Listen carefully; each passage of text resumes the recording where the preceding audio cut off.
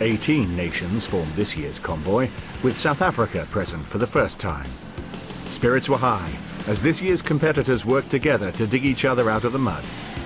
From El Dorado, the team would head west, out of the thick jungle and across the wet swamplands of Paraguay, back into Argentina for day after day of driving on the dry Chaco plains, over the Andes and into the Atacama Desert, and the finish on the Pacific coast of Chile.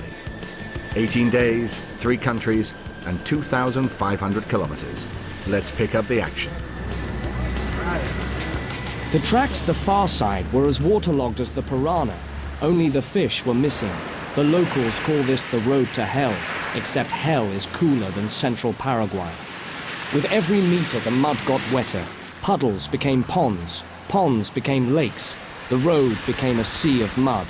If it was the last thing they did, the teams were there to get through the mire.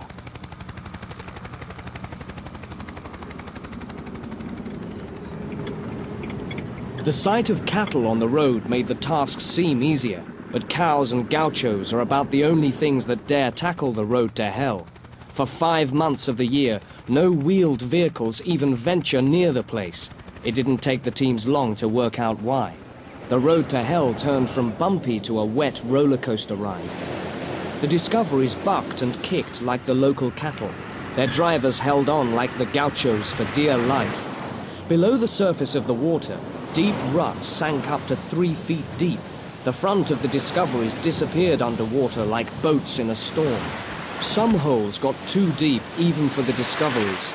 With eternal optimism, the teams got out of the vehicles and got stuck into digging the ruts out of the road. In 3 hours, the convoy only crept forward 300 meters. Yeah, certainly at the start of the convoy this morning, we were expecting a bit of trouble.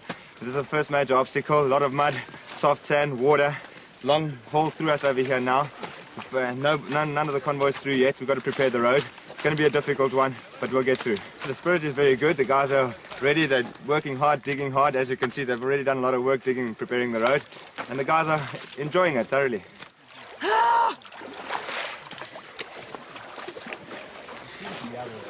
This is not nice. The convoy split into work groups, getting one vehicle through each obstacle at a time. Those up front had to deal with virgin mud. Those behind had to deal with the holes made bigger by the cars ahead.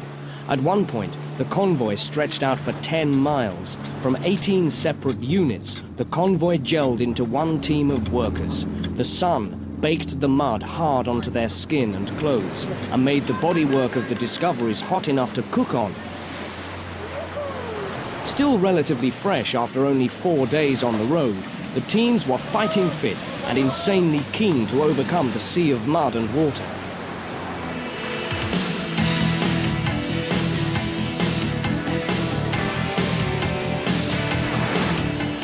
The mud had been a backbreaker. Now the challenge was the Chaco, the endless prairies in Argentina's far northwest.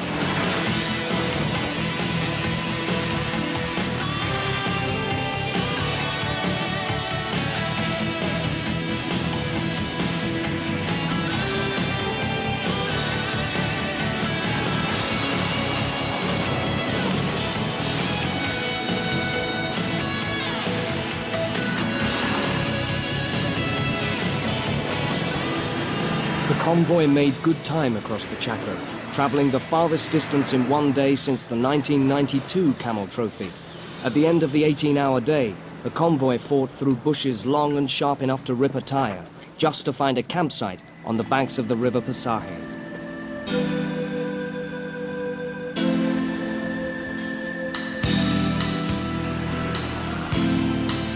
For a week, the sole objective of the Camel Trophy was to cross the Andes, stopping only for 2 days to build a mountain research center near Payogasta.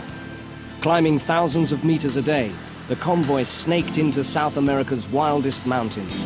With every meter climbed, the air got thinner and cooler, the engines hotter and wearier. A week ago, the route was bogged with mud. Now there wasn't water enough to keep much alive. Only cacti and prickly grasses survived this high. Because we've been climbing so high, the vehicles have been working extra hard and consequently they're overheating. And with the advice is run the heaters on, although it's still very hot here, keep the heaters on, the windows open and take it steady with the vehicles. and watch the temperature gauge. I've never seen anything like this before. Mountaineering is my hobby, and I spend a lot of time in the mountains, but this is just absolutely amazing, and the best is yet to come. I mean, we're still climbing higher and higher. I'm wondering when the road is going to end. We're still going up and up. It's great. It's a world on top of the world, a place where only the toughest survive and where the brave dare tread. Perfect for Camel Trophy.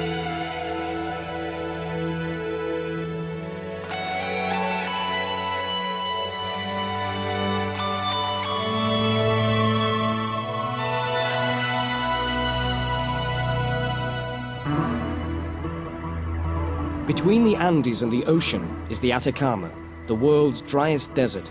For hundreds of miles, there's no vegetation, just sand and rock. It took 2 days to come down off the mountains into Atacama. Every meter closer to the sea, the air warmed up and the oxygen got thicker.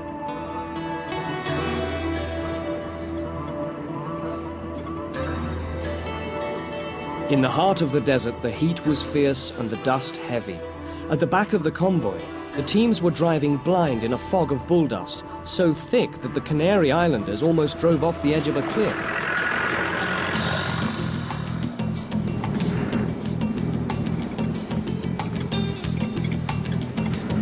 In teams of 6 discoveries, the drivers headed for their invisible coordinates in the desert.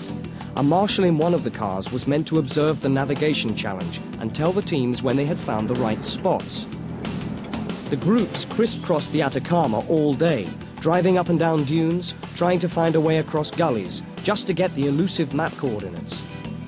One group took 3 hours to find the first point, going round and round the same dune to find a way to the top. Anyone taking a shortcut ended up stuck in a gully or up to the axles in soft sand.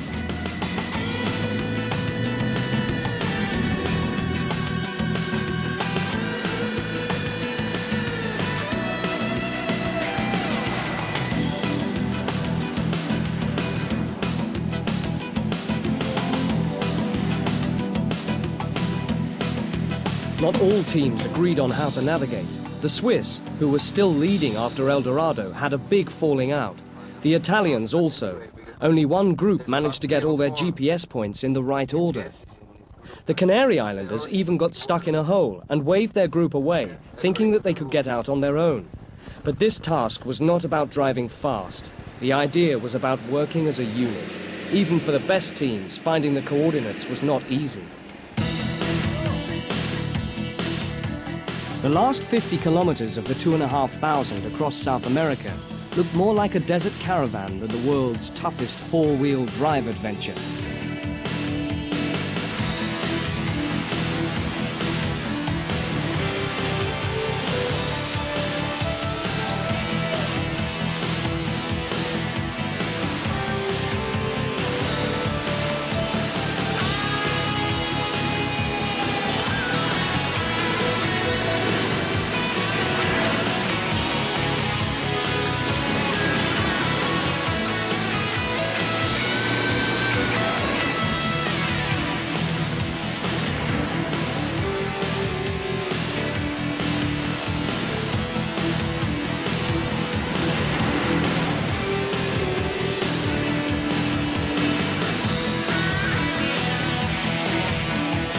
There was no avoiding the bull dust this time on the final sweep through the Atacama, down onto the beach at Hornitos.